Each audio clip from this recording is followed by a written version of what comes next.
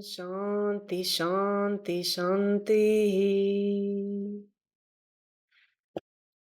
Welcome, everyone. My name is Aurélie. I'm a Vedic astrologer, and today we're going to be talking about the cycles of time and the upcoming conjunction of both Rahu and Mars, as well as Jupiter and Sun. So let's get started. On the 18th of May, on Saturday, it will be Ekadashi, and both Mars and Rahu, as well as the planet Jupiter and Sun, will be conjunct within a 12-hour window of each other. Now, all conjunctions are important. Everything is always moving. Everything is creating onto this universe. Everything is mixing. All the elements are shaping and shifting.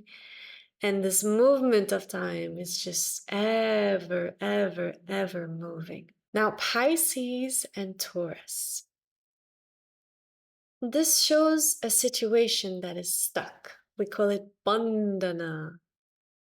It's not able to move forward, backwards. It's stuck.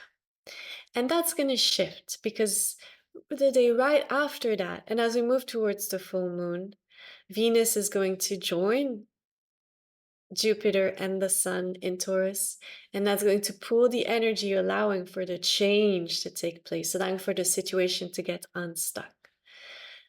So this week, with all the increase in fighting, with this Rahu Mars, which is Mars is our war, it's violence, and this Rahu intensity, it's delusion, so it's not seeing clearly, but it amplifies.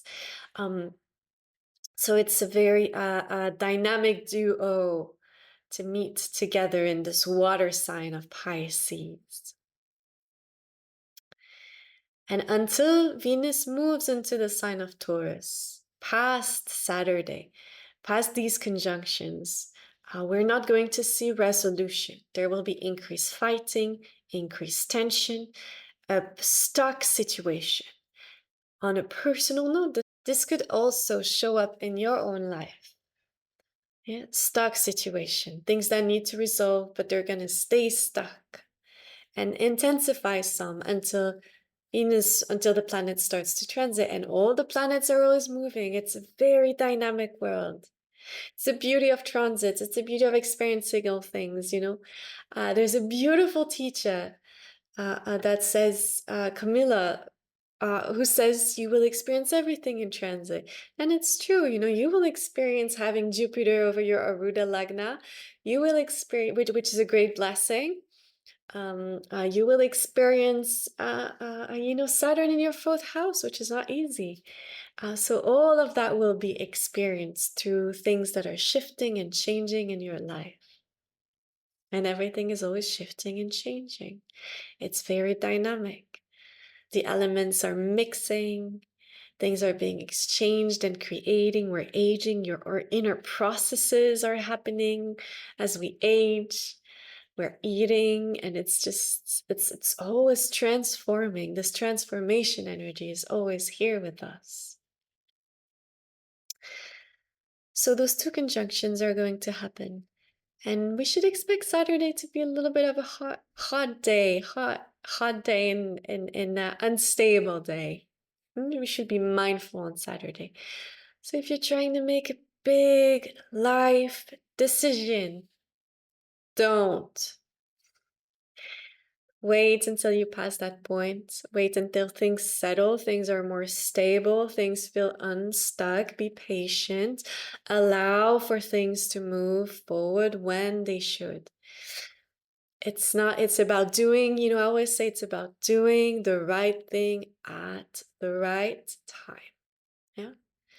So that's an important thing to note. So once we move past the Saturday, Venus, on Saturday, there will be those two conjunctions within 12 hours of each other.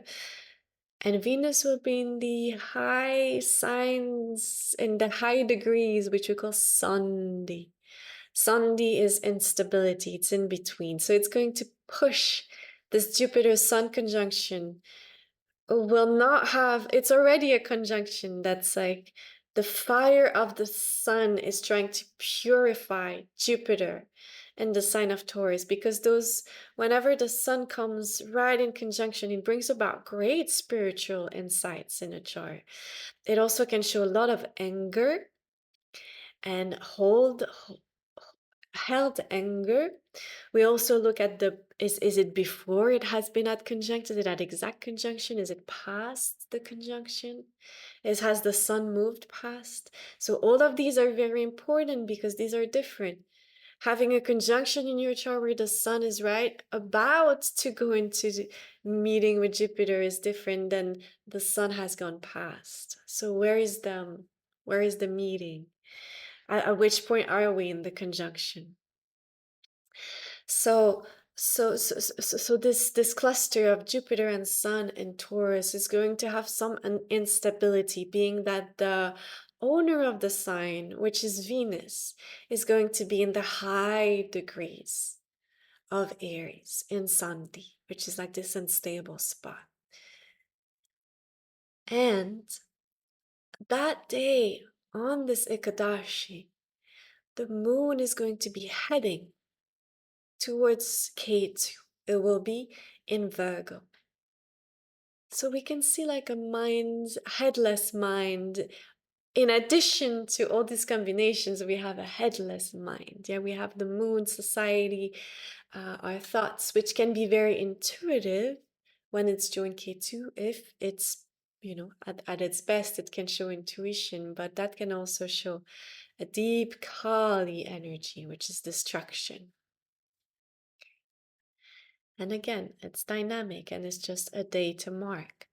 So if you have to make a big decision, wait until past this, when the moon has gone past Virgo, past Ketu, when the sun has finished its exact conjunction with Jupiter, when Mars is moving away from the head of the dragon. Yeah, so give it some time. And Venus is going to join. The point that's really important to understand is once Venus transits into the sign of Taurus, it's going to bring a certain, I don't know if it's safety, but it will watch out over Taurus. It will give a blessing to Taurus because Taurus is its own sign.